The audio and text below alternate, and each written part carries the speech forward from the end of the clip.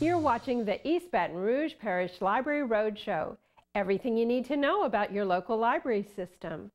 Joining me now is Debbie O'Connor, Director of the Greater Baton Rouge Literacy Coalition. Debbie, thanks for coming on the show today. You know, you and I often talk about literacy. Tell me what's going on in Baton Rouge. Sure. Well, I like to look at it in terms of where we are as a state and then kind of drill down a little bit more to the local picture. But what we know in Louisiana is that we have about 600,000 adults without a high school diploma or credential. That's 1 in 5. And so what we know is that to really change that, we need to work better within our local communities so that we can bring people into the fold and really help them make the progress that they need to make to be able to achieve what they need to academically, and often for them that's just part of the pathway towards maybe a better job, a better career, you know, more family sustaining wages. This is a fundamental issue then for our citizens. Exactly. And so 20% is what I'm hearing you say, 1 in every 5. Right. That's a very alarming statistic. Right. What is the Literacy Coalition doing about it? Sure. Well, what we're doing is really looking at those numbers and coming up with strategies that can help us move the needle. You may remember back in 2005, the Literacy Coalition formed as really a partnership of the Baton Rouge Area Chamber, the Mayor's Office, and the Rotary Club. And at that point, we pulled in different service providers in the community, just a really broad base of stakeholders, and came up with what we called our literacy plan. Well, I mean, we're in 2012 now, and I think we've made a lot of progress in implementing the strategies in that original plan.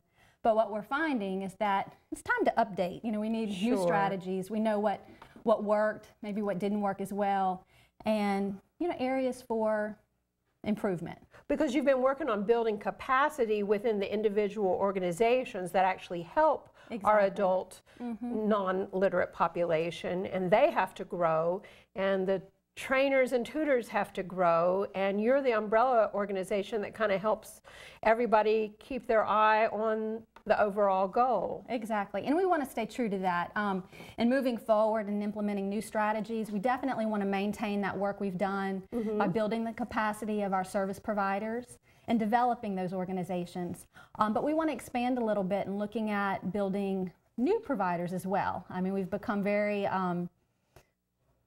protective, I think, and supportive of the existing service delivery system. But there's plenty of work for everyone. There's no competition in literacy. That's right. So there's plenty of room for new providers, and there's room for new volunteers and new teachers and trainers. Right, and so to do that, we know that we need to engage the community better, so we anticipate doing more awareness activities than we did in the past. Okay. So, you know, we've mentioned provider development and the community engagement, but really is the probably most important piece, and maybe the piece that is the newest of the Literacy Coalition, is looking at how we can better align adult education with career pathways. Okay. And in doing that, we have to recognize that, you know, when we talk about the 20% without a high school diploma, that can mean so many different things. Right. We can be talking about someone who dropped out in 12th grade and they just need to maybe study for a few months and go take the GED test.